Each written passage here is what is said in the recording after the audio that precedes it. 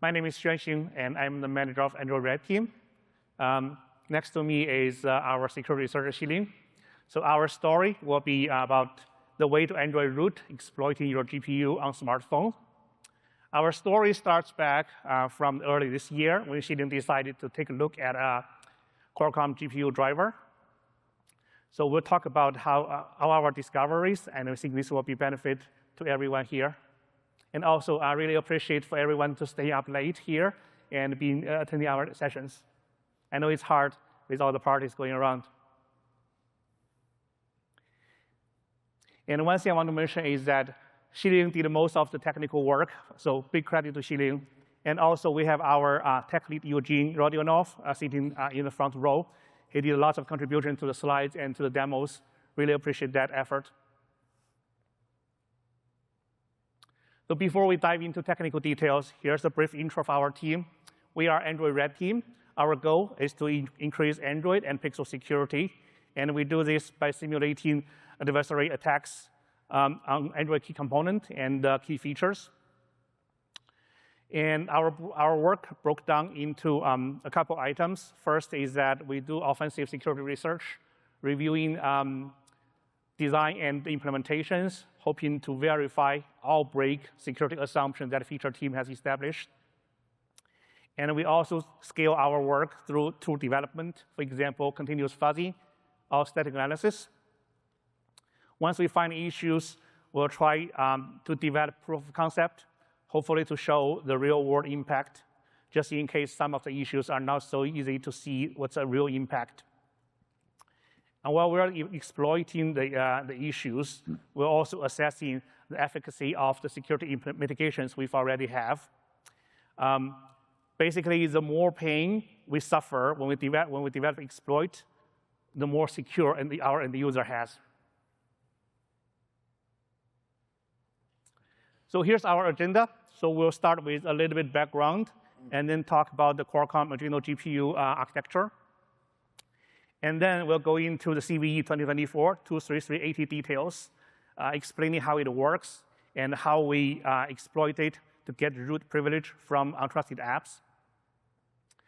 As conclusion, we'll talk about our methodologies and also the brainstorming of mitigations. So why Android GPU driver? So compared to the Android ecosystem, our team is really tiny. And that means we have very limited resources. We want to spend our time into the most impactful areas. Before every engagement we start, we need to give us justifications of why we want to spend time in the target. So for this target, I think there are 3 reasons. Number one, I think this is also the most important one, is that on Android, that unprivileged applications doesn't need any special permissions to access GPU driver. On the right hand, you can see a very simplified diagram showing how it works. The unprivileged applications, they talk to GPU through the user space library, whether it's OpenGL, Vulkan, or anything. And this driver will talk to the GPU, this user space driver will talk to the GPU kernel driver directly inside of the app's process. This means app has to get access to the GPU driver directly. This is a big problem, and this is also why security researchers are very interested in GPU drivers. And also, for performance reasons, GPU needs to be able to copy large amount of data between user space and kernel space. The regular mem copy doesn't work this way, so they have to be able to manipulate in physical memories directly. And this is a very powerful primitive, and attackers want that.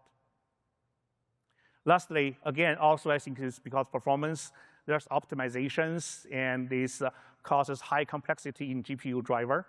The high complexity means it's really hard to create bug-free code.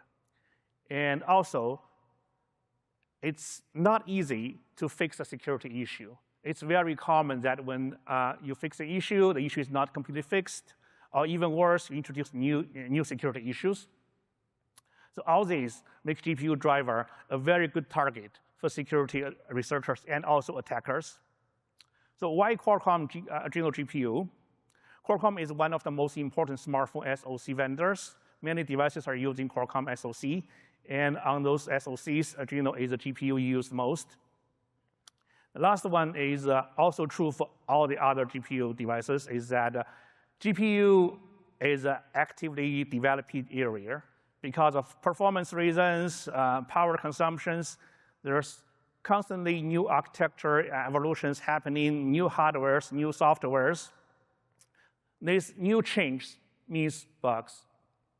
And coincidentally, recently there's evolution in the architecture of Adreno GPU driver. So we want to take a look into the change to see if there's anything interesting. And by the way, all our research is based on the open source GPU driver that Qualcomm hosted in their GitLab repo. So there's no private information or any proprietary information accessed during this engagement. Everything is public.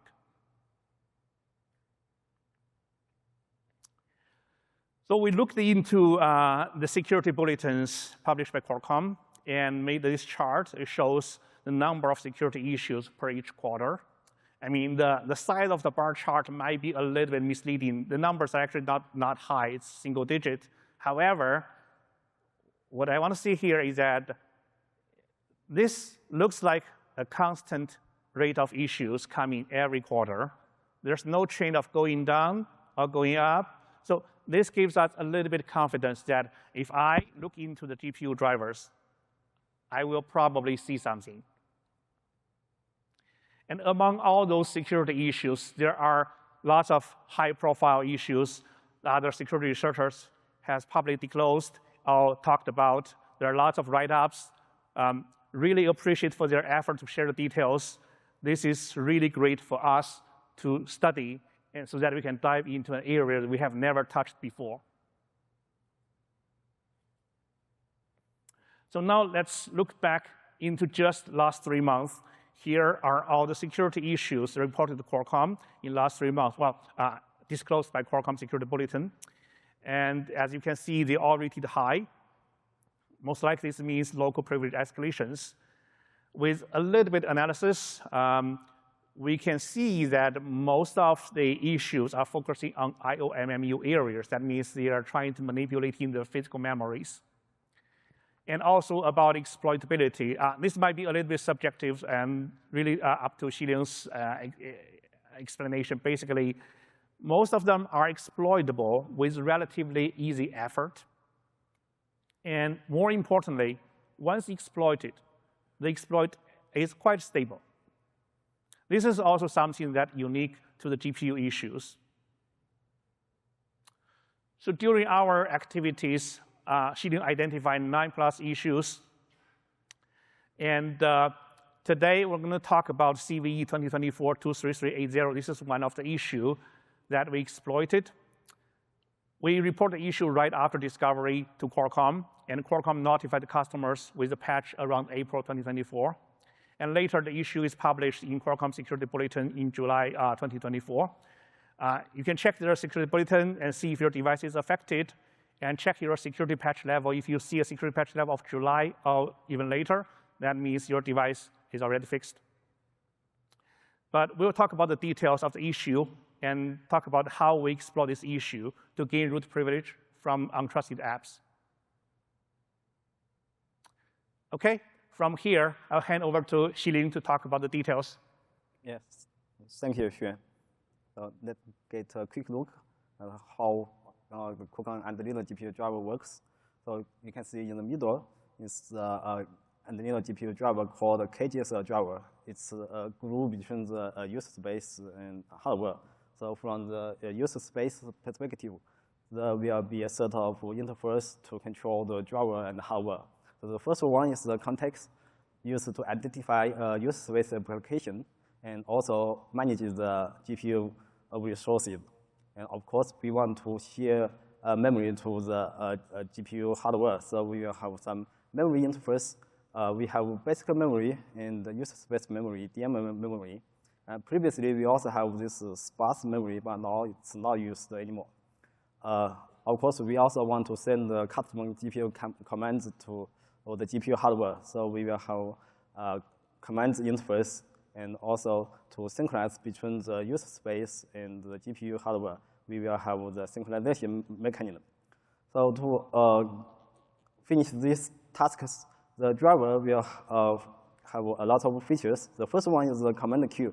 So this one is used to receive the commands from the user space, and then the software dispatcher will get this command and then add the necessary information to these commands and send them to the RAM buffer.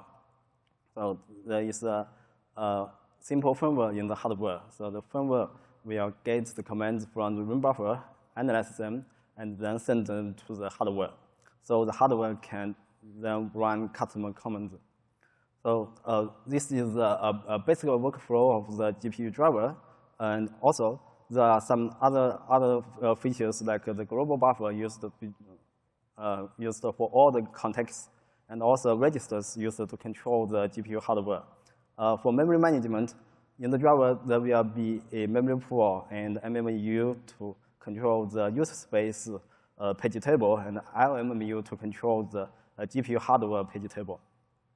So this is the basic architecture of the older GPU driver.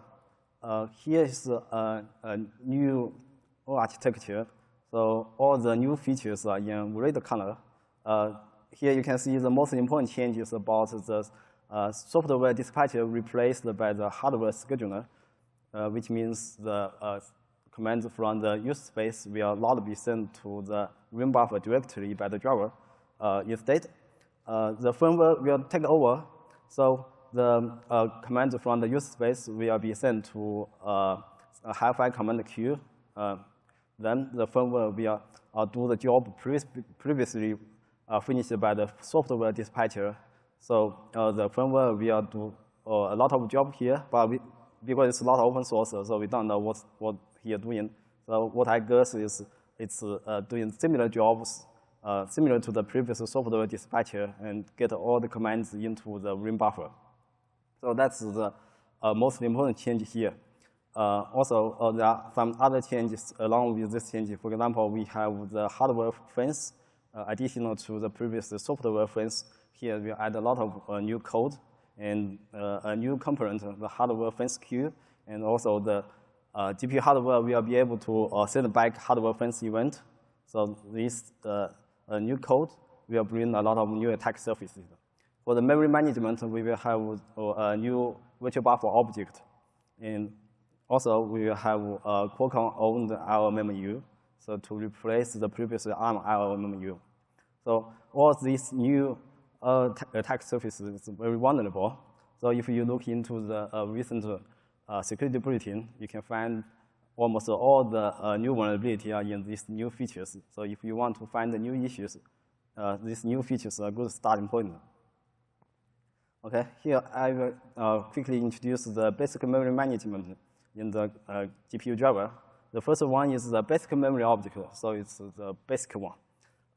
Almost used in most of the case. When you want to share memory between the user space and the GPU, you will call this R control.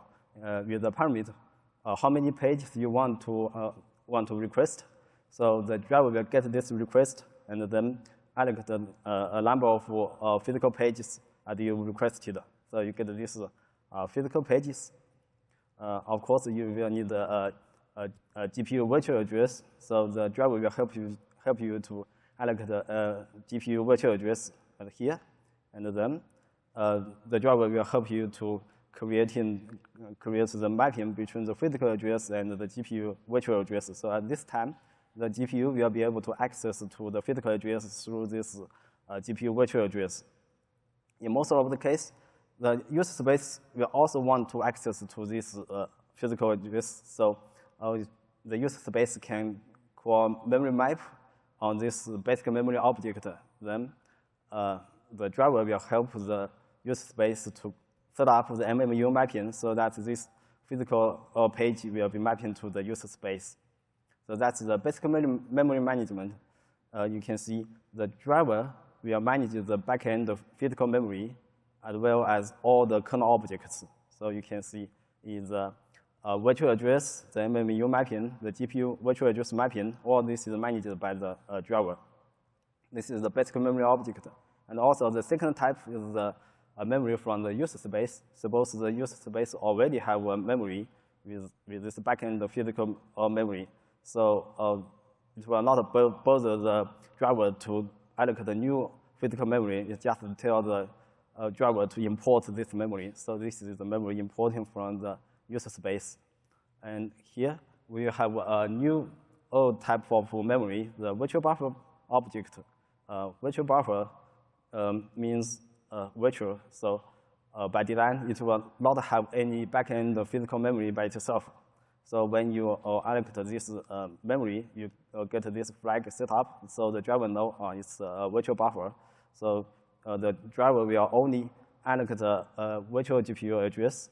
So it will allocate this GPU address, and then it will map dummy 0 page to this virtual address. Of course, you can access this virtual address from the GPU hardware, but it's mapping to the 0 page. So whatever you write or read, it doesn't make any effect. So it's the virtual buffer. How to use this virtual buffer? You can actually bind a basic memory object to this virtual buffer. So suppose you already have two basic memory objects. Both of them have their own backend physical memory. So you call this IO control bind range. Then the driver will do the binding. So the first step, the driver will remove existing mapping from the VBO. So at this moment, we have this 0 page mapping to the virtual address. So this mapping will be removed. But if you already bind other basic memory object to this VBO, this mapping will also be removed. So this is the first step, removing the existing mapping from VBO. Then we get a list of physical page from the basic memory object. Here we get the physical page here, get this page, and connect it to the VBO. So you can see here we have a connection between the basic memory object and the VBO. Then we can map the physical of page to this VBO at the specified offset. So we have bound this basic memory object to this VBO, and the driver will repeat this step until all the basic memory objects bind to the VBO. So that's how the VBO working. You can bind a basic memory object to the VBO. Of course, you can also unbind it. So that's the virtual buffer object. It's very powerful and very flexible, but of course, it's also very vulnerable. So that's the issue we found here. 2024-23380, when we do the VBO binding, we binding basic memory object to this VBO, we get this vulnerability. Let's take a look at this code. So you can see when we do the binding, we will get a connection between the basic memory object and the VBO. So we will insert this basic memory object into the interval tree. So we call this function interval tree insert. And then we do the physical to virtual mapping. We map this physical page to the VBO virtual address. So we call this the MMU map child function. Of course, there will be some protection to protect the global status. You can see here we have a lock. We have a mutex lock to protect the interval tree. So this is protected. But the vulnerability here is, you can see this physical to virtual mapping itself is not protected. So it's possible when we are doing the physical to virtual mapping, but this connection between the basic memory object and the VBO is removed by another thread. So that's the vulnerability. We can take a look at the fix. The fix is very simple. You can see we simply move this map child function into the lock. So this operation, physical to virtual mapping operation, is protected. So that's the fix, and that's our vulnerability. So how to trigger this vulnerability? We have to run two threads. One is doing the bind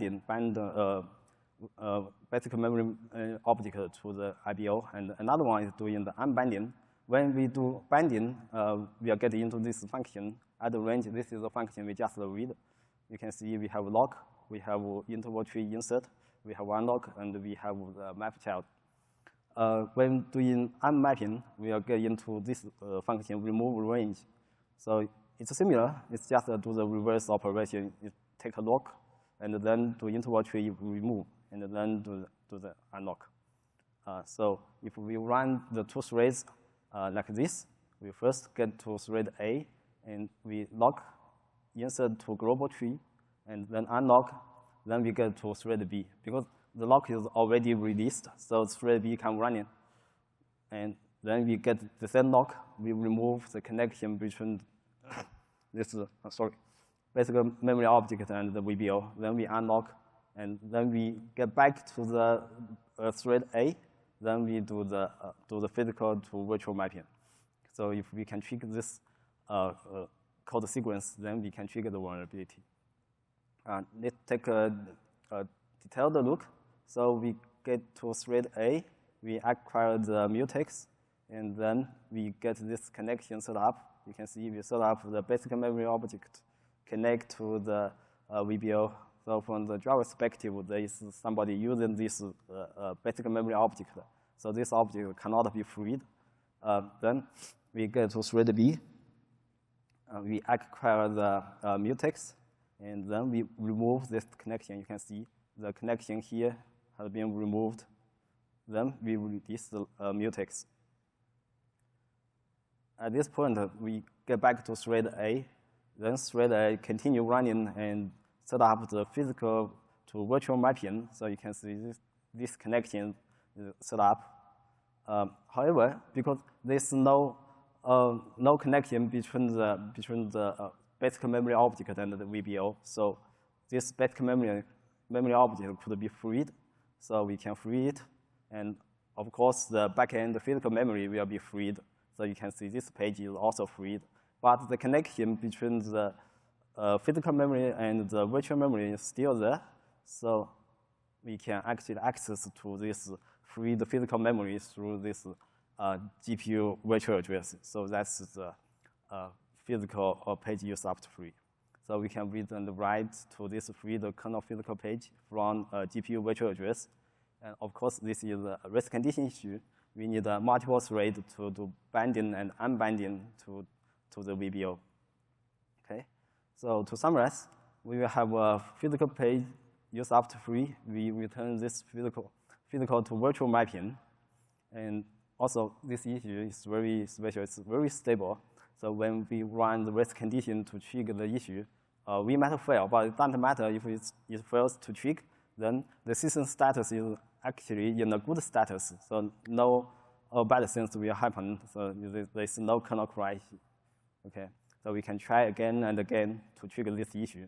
And also we have a method to get a feedback on whether this issue is triggered or not. So we can know exactly how many physical pages we already controlled. Okay. And this issue is very easy to trigger. So the success rate of triggering this issue is actually very high. So without any special techniques, you don't have to adjust the priority of the thread. You don't have to add a trick to or add more or list entries. It's just very easy to trigger. Okay. So now we are going to exploit this issue. So so far we have controlled lots of physical pages. So the exploit transferred to the following questions. So suppose we have already controlled a large amount of physical memory pages. What are we going to do? So I think there's lots of answers and solutions for this question. For example, we can do heap spray. We can spray lots of this struct create into the kernel heap, and then to override the UID and the GID. And also we can use this famous kernel space mirroring attack to control the GPU page. Here we will introduce our method. It's a new method. So we are spraying this struct KGS memory description structure. So you can take a look at the structure to the right. So when we create a GPU object, we will get this structure memory entry, and it contains this memory description unstructured as we want. And also it contains metadata. So take a look at this memory description. It's very useful. It have a physical address and have a size, and also have this ops. So why we are spraying this structure? Because the first reason is very easy to spray. We just call this control to the GPU driver. Then we can get a large amount of this structure in the kernel heap. And also, it's easy to be found in the memory. You can see here we have this metadata. This is actually fully controlled by the user space. We can set arbitrary value to this metadata. So by set a unique metadata here, we can find this structure in the memory very easily. And it's very easy and useful. So you can see we have the physical address, we have the size. You can actually map this entry to the user space. And the mapping will use the physical address. If we overwrite this physical address, then we can map the specific kernel address to user space. And also, we can easily check whether our mapping is successful or not. So by checking the result of memory map, then we know whether our exploit works. There's one extra bonus.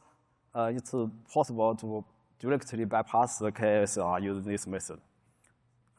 If not bypass it directly, we can bypass the KSR in like 16 trials. We will explain this later.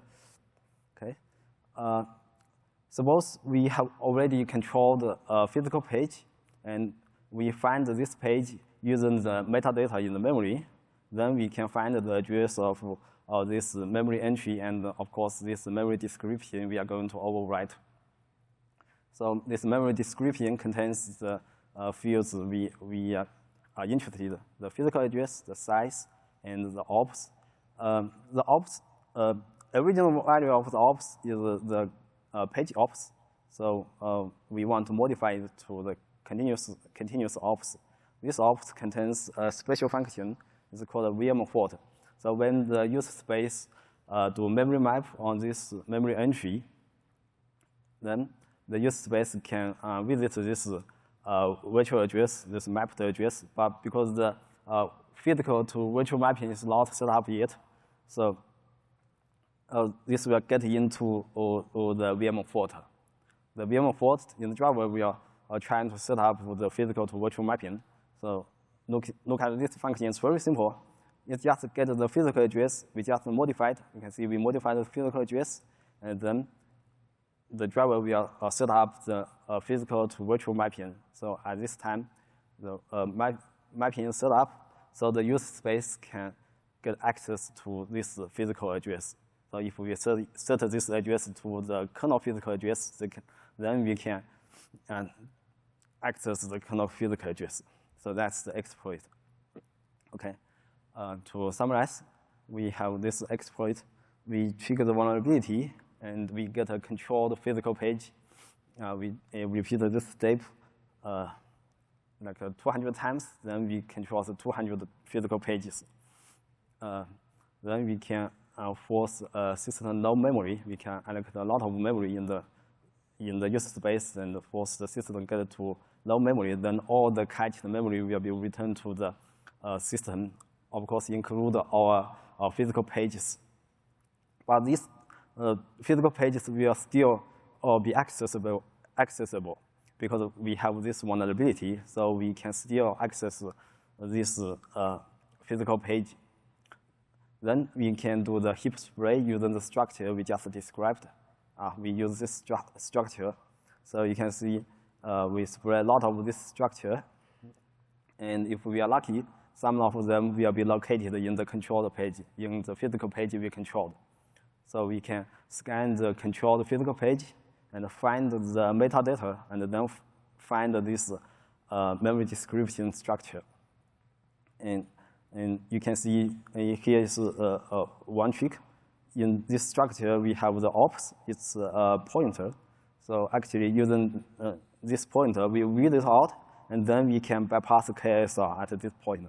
So we bypass KSR, and then we overwrite this physical address size and set up a new ops, then we can map this description to the user space.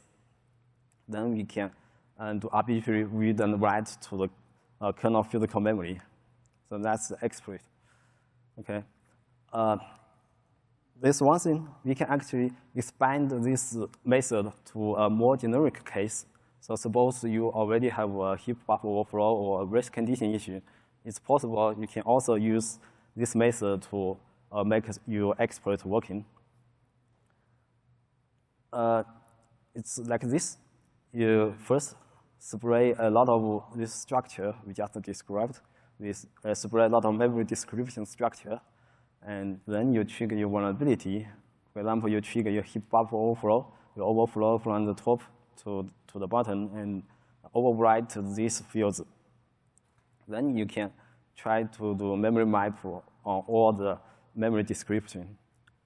It might fail. It doesn't matter if it fails, then you can try again. But if the memory map succeeds, then you can do arbitrary read and write to the kernel physical memory, because you already map the whole kernel memory into the user space. So that's how we think we can expand this method to a more generic case. So you can have a try, okay? You remember we have a bonus for this method. Yes, the bonus is we can bypass the KSR, maybe directly.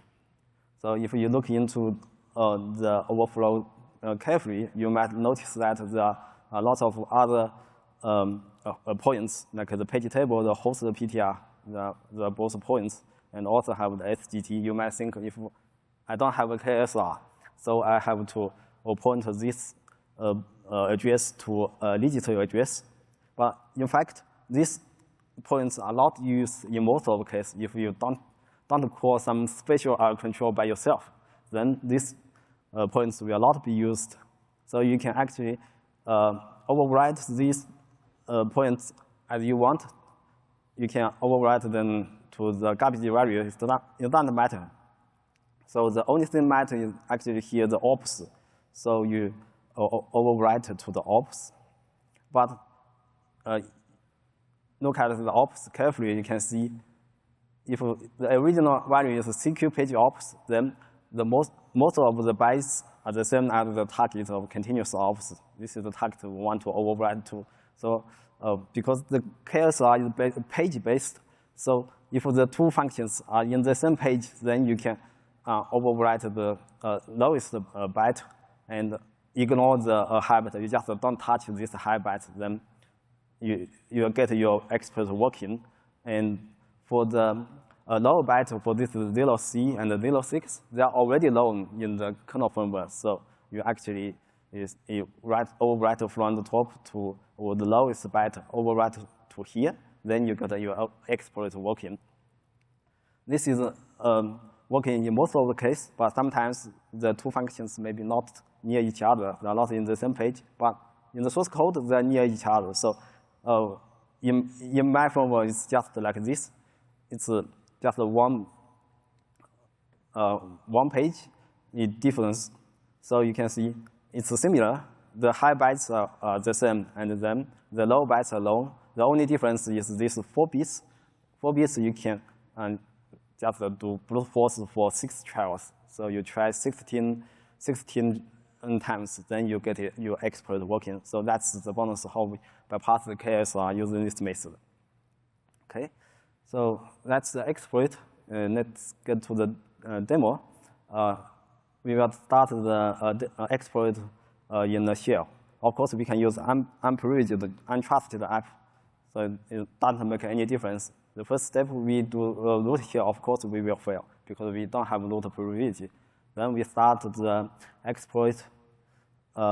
We will trigger the vulnerability, and we control lots of physical pages. Now we think we have controlled enough physical pages. Then we can get to the next step. The next step is to trigger system no memory. We allocate a lot of memory in the user space. Then the system memory will be low, and all the cached memory will be returned to the system. Then we can do heap spray. We create a lot of VBO entries. And we create lots of VBO entries. Some of them will be located in the controlled physical page. Then we can find the KGS memory description structure in this controlled physical page. You can see we are trying to find it. Here we have found one entry. We find this controlled structure. Then we can patch this structure as we want. We can patch the ops. We just modify the ops to continuous ops. And also the physical address, you can see A801. This is the kernel physical address and the size, kernel size. Then we can patch this structure, and then we do memory mapping in the user space. Then you can see we have patched the proc version in the kernel code. And also we have patched the another code to get the root. So you can see here we already successfully get the root. That's the demo. Yeah. Yeah, thank you. I'll transfer to Xuan for the methodology and the bug discovery. Thank you. Thank you, Xili.